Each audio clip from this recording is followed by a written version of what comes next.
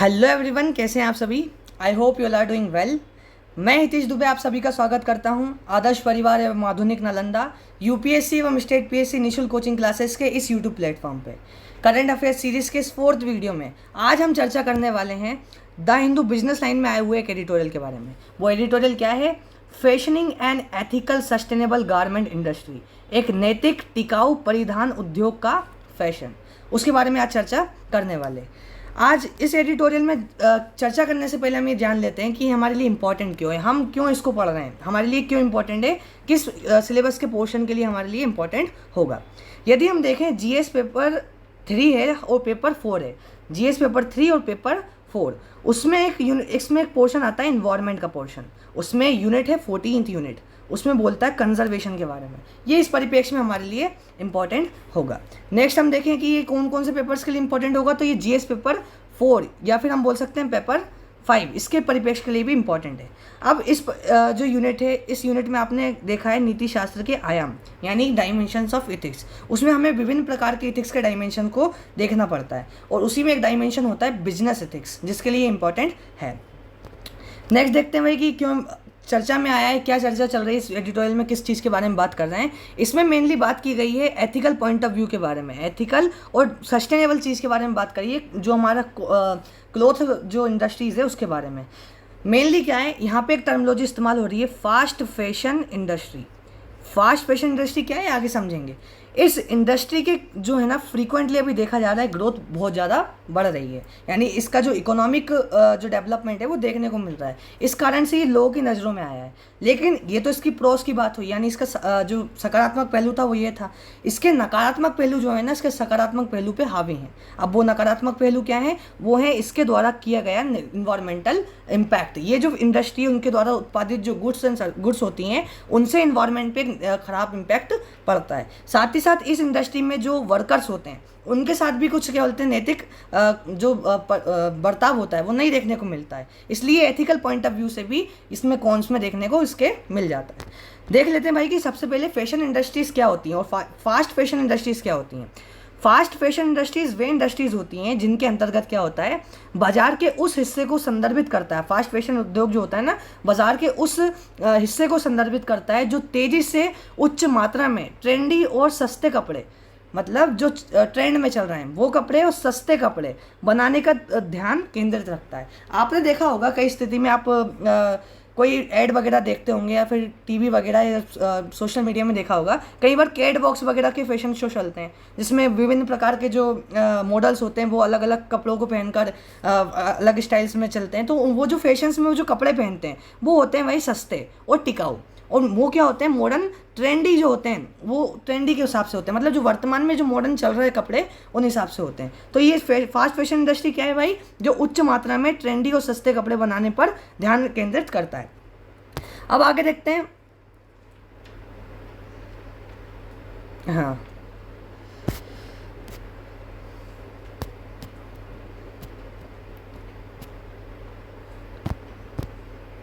तो हमने ये समझ लिया कि फास्ट फैशन इंडस्ट्रीज़ होती क्या है। नेक्स्ट आगे बढ़ते हैं और देखते हैं कि इसका इन्वायरमेंटल इम्पैक्ट क्या है।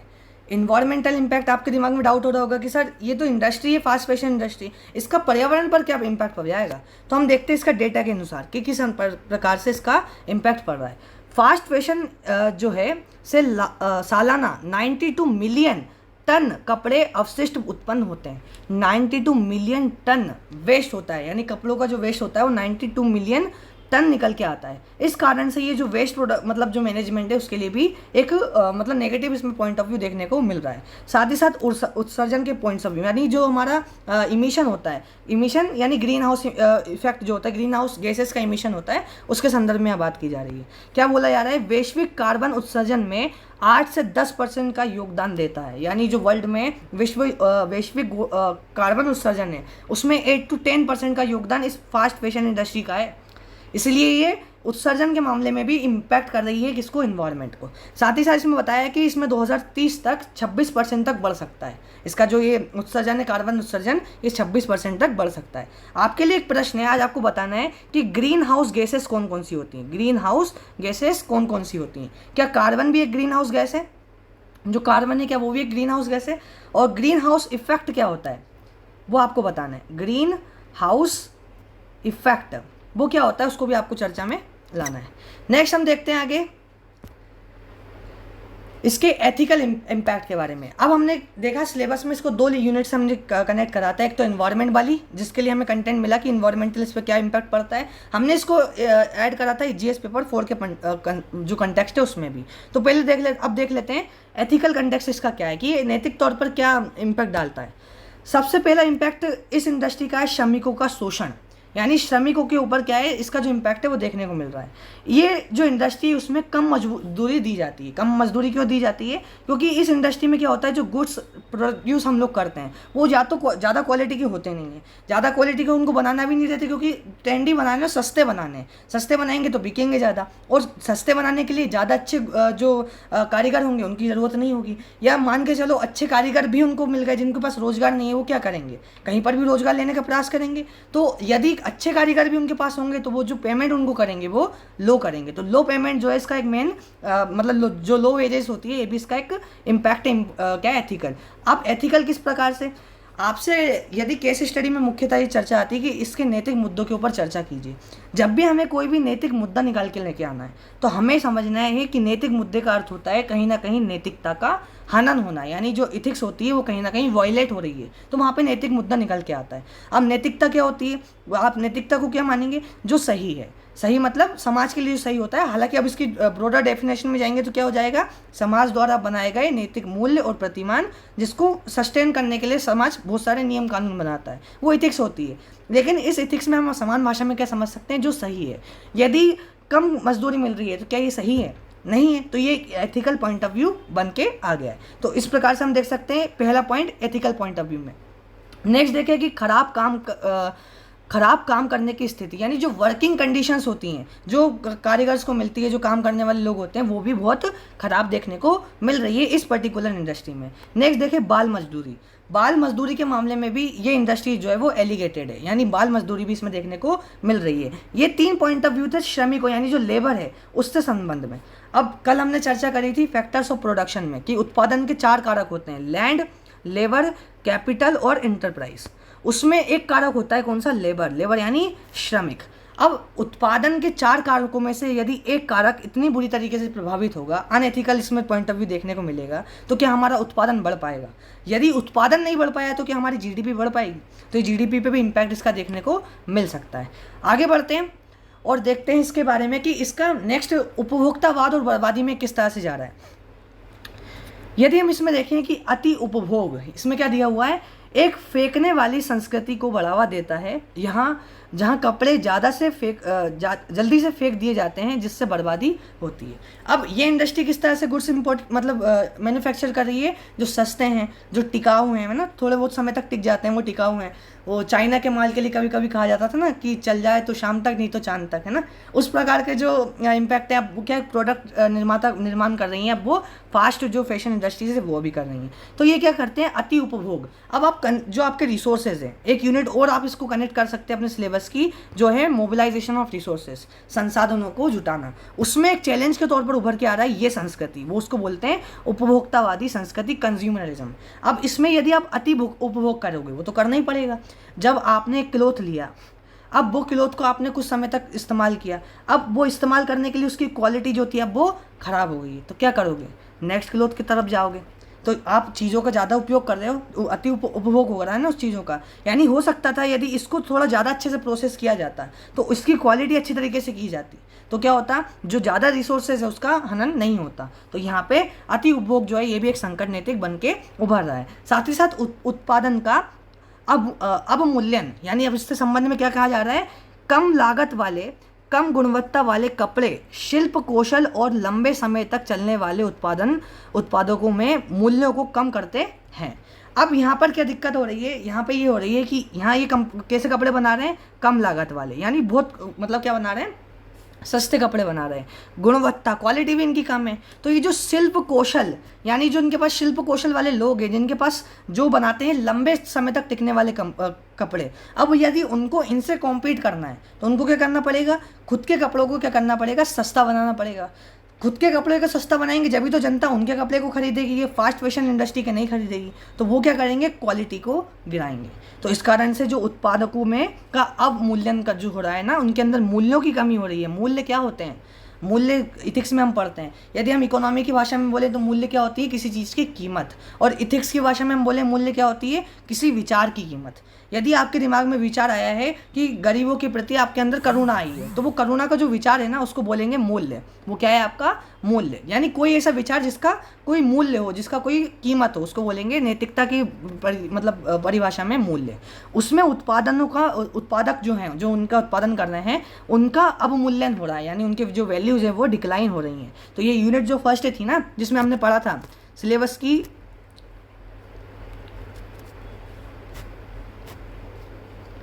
चलते हैं वापस अपने सिलेबस वाले पोर्शन में। जो हमारी फर्स्ट यूनिट थी ना जीएस पेपर 4 की, हाँ ये वाली, इस यूनिट में हमने देखा था यहाँ पर वैल्यूज़ के बारे में चर्चा की जा रही है। हालांकि यहाँ पे वैल्यूज़ का कंटेक्स्ट यहाँ पे दिया गया है परिवार, सोसाइटी और एजुकेशन इंस्टीट्यूशंस का रोल वैल्यू के इनोकुलेशन में। लेकिन इसमें हमको देखना है वैल्यूज़, इससे संबंध में क्वेश्चंस आते हैं तो हम बता सकते हैं कि समाज में कैसा प्रभाव डाल रहा है, कौन सी, ये समाज ही तो है, समाज का ही तो एक हिस्सा है ना ये इंडस्ट्री। तो इसका मूल्यों के जो आंतरिकरण है उसमें जो फैक्टर है वो नेगेटिव पड़ रहा है देखने को। यहाँ से भी लिंक कर सकते हैं। आगे बढ़ते हैं अपनी स्लाइड पे। आशा करता हूँ ये उपभोक्ता और बर्बादी ये समझ में आया होगा आपको, है ना। अब आगे बढ़ते हैं और देखते हैं इस चीज़ के लिए हम क्या कर सकते हैं, वे फॉरवर्ड क्या है, बदलने की क्या ज़रूरत है हमको, है ना, क्या क्या चीज़ें हमको चेंज करने की आवश्यकता है। बदलाव की ज़रूरत, पहला है सस्टेनेबिलिटी। हमारी जो एसडीजी क्या बोलती है, सतत विकास लक्ष्य, है ना। सतत विकास लक्ष्य हमने क्यों रखे हैं 2030 तक के लिए, वैश्विक तौर पर पूरे विश्व ने क्यों रखे हैं, ताकि हमारे द्वारा जो रिसोर्सेज हम इस्तेमाल कर रहे हैं, कहीं ऐसा ना हो हम इस पूरे रिसोर्स को इस्तेमाल कर लें और आगे आने वाली जो पीढ़ी है उसके लिए कुछ भी ना बचे। अगर ऐसा विकास हम करें जिसमें हम जो संसाधन हैं उनका उपयोग भी कर लें, हमारी आगे वाली जो पीढ़ी है उसके लिए भी संसाधन बच जाए, तो उसे कहेंगे सस्टेनेबल ग्रोथ। तो हमें समधारणीयता की आवश्यकता है, ये भी सबसे बड़ी बदलाव की ज़रूरत है। सेकेंड है सर्कुलर इकोनॉमी। सर्कुलर इकोनॉमी का कॉन्सेप्ट क्या होता है, सर्कुलर इकोनॉमी वह इकोनॉमी होती है जिसके अंतर्गत रिसोर्सेज जो होते हैं वो सर्कुलर चलते हैं, यानी रिसोर्सेज क्या होते हैं, गोल में वापस आ जाते हैं। जैसे मान के चलो आपने शुरुआत करी, इस रिसोर्स को बनाया आपने, एक सामान को बनाया, अब इस सामान को क्या हुआ, इस्तेमाल करा आपने, इसको इस्तेमाल करने के बाद इसकी कंडीशन थोड़ी बिगड़ गई, कुछ समय और इस्तेमाल करा, इसकी और बिगड़ गई, अब इसको आपने डाल दिया कहाँ, गार्बेज में, यानी फेंकने के लिए डाल दिया। अभी फेंक दिया तो अब इसका इकोनॉमी में कोई पोर्शन बचा क्या, नहीं बचा। अब सर्कुलर इकोनॉमी क्या कहेगी कि इस चीज़ को भी क्या करो, रीयूज़ करो, इस चीज़ को भी क्या करो, इस चीज़ को भी रीयूज़ करो, इसके बारे में कहना चाहेगी। तो सर्कुलर इकोनॉमी में वापस चलते हैं अपन। सर्कुलर इकोनॉमी क्या करती है कि एक रिसोर्स आपने इस्तेमाल करा, उसको बार बार रीयूज़ करना है, आपको बार बार उसका क्या करना है, रिसाइकलिंग करना है। यहाँ पे डेफिनेशन भी लिखी है, उसको पढ़ लेते हैं कि सर्कुलर इकोनॉमी क्या है भाई। सर्कुलर इकोनॉमी एक आर्थिक प्रणाली है जिसका उद्देश्य अपशिष्टों को ख़त्म करना और संसाधनों का निरंतर उपयोग करना है। यानी जो अवशिष्ट हैं, यहाँ पे मेन दिक्कत क्या बन रही थी, यहाँ पे हमें इन्वायरमेंटल दिक्कत क्या देखने को मिल रही थी, जो इन्वायरमेंटल हमें दिक्कत देखने को मिल रही थी इसमें, वो क्या थी, इन्वायरमेंटल जो प्रॉब्लम थी वो थी अपशिष्ट वाली, थी ना, अपशिष्ट की दिक्कत। इस अपशिष्ट प्रबंधन में हमारे लिए उपयोगी होगी। साथ ही साथ आगे हमने देखा था ना अति उपभोग, उस अति उपभोग को रोकने के लिए भी ये लाभकारी होगी। तो वे फॉरवर्ड क्या है आपके लिए, वे फॉरवर्ड दो हैं, या तो आप एक तो आप सस्टेनेबिलिटी बनाइए, समधारणीयता है जो है उसको बढ़ाइए, साथ ही साथ जो सर्कुलर इकोनॉमी है उसको प्रोत्साहन दीजिए। आज का जो एडिटोरियल था उसमें से जो मेन अपने को लेना था वो यही था। मैं आशा करता हूँ कि जो इंपॉर्टेंट चीज़ आप इसको इस्तेमाल करने के लिए समझ पा रहे होंगे, मतलब हमको कौन कौन से कैसे कैसे पोर्शन में इसको इस्तेमाल करना है। यदि कोई क्वेश्चन बनता है आपसे वैल्यूज से संबंध में कि वैल्यू का डिक्लिनेशन हमको अभी वर्तमान में देखने को मिल रहा है, और यदि खास तौर पर कोई बिजनेस या व्यापार से संबंधित कोई क्वेश्चन आता है तो आप इसका इस्तेमाल कर सकते हैं। ठीक है, तो इस एडिटोरियल में मुख्यतः इतना ही था। मैं आशा करता हूँ कि समझ में आया होगा। यदि कोई डाउट हो आपको इस क्वेश्चन से, मतलब इस एडिटोरियल के संबंध में, तो आप कमेंट में पूछ सकते हैं। साथ ही साथ अगर इस एडिटोरियल का मतलब ये जो पूरी प्रेजेंटेशन था इसका PDF आपको चाहिए तो टेलीग्राम चैनल जो है आदर्श परिवार का, उस पर जाकर आप ले सकते हैं। आगे बढ़ते हैं और चर्चा की समाप्ति करते हैं thought of the day Parikshit Bharti sir के एक कथन के साथ। क्या है ये कथन भाई, ये कथन कहता है व्यापक मत भिन्नता के बावजूद भी एक मंच पर लात देने वाला व्यक्ति असली योद्धा होता है। ये है हमारा लीडरशिप का एक पहलू, लीडरशिप का एक पॉइंट। यदि ऐसा क्वेश्चन बने कि लीडरशिप के क्या क्या क्वालिटीज़ होती हैं, तो उसमें एक क्वालिटी क्या होती है, विरोधी पक्ष को भी क्या कराया जाए, मतलब विरोधी व्यापक मत भिन्नता के बावजूद। यदि आपके मान के चलो कोई व्यक्ति है जिसकी आपसे मतभेद है, मतलब मत में भेद है, यानी मतलब उसका जो मत है और आपका मत है उसमें अंतर है, उसके बाद भी उसको और आप स्वयं या किसी और चीज़ में आप उनको एक मंच पे लाके खड़ा कर दो, तो ये होता है असली नेतृत्वकर्ता की भूमिका। और इसमें हम क्या समझ सकते हैं, एक क्वेश्चन पूछा गया था वर्ष 2023 में कि एक पूछा गया था, thinking is like a game, it does not begin unless there is an opposite team. चिंतन एक प्रकार का खेल है, वो तब तक शुरू नहीं होता जब तक एक विरोधी पक्ष ना हो। तो आप विरोधी पक्ष यानी भिन्नता वाले, अपने व्यापक भिन्नता वाले जो व्यक्ति है उसको भी जब लेकर आओगे, जब भी जाके चिंतन शुरू होगा। समझ में आया? तो इस चीज़ से हम ये समझ सकते हैं कि व्यापक मत भिन्नता के बावजूद भी एक मंच पर ला देने वाला व्यक्ति असली योद्धा होता है, असली लीडर होता है। ठीक है, तो हमें यही करना है कि हमारे विरोधी पक्ष वालों को भी एक मंच पर लाके खड़ा करना है, अच्छे उनके पॉइंट लेने के लिए, जहाँ मतभेद हो, जहाँ मनभेद ना हो। ठीक है, तो मैं आशा करता हूँ कि ये ट्यूटोरियल आपको समझ में आया होगा। फिर मिलेंगे किसी और नए टॉपिक के साथ बहुत जल्द। Bye bye everyone.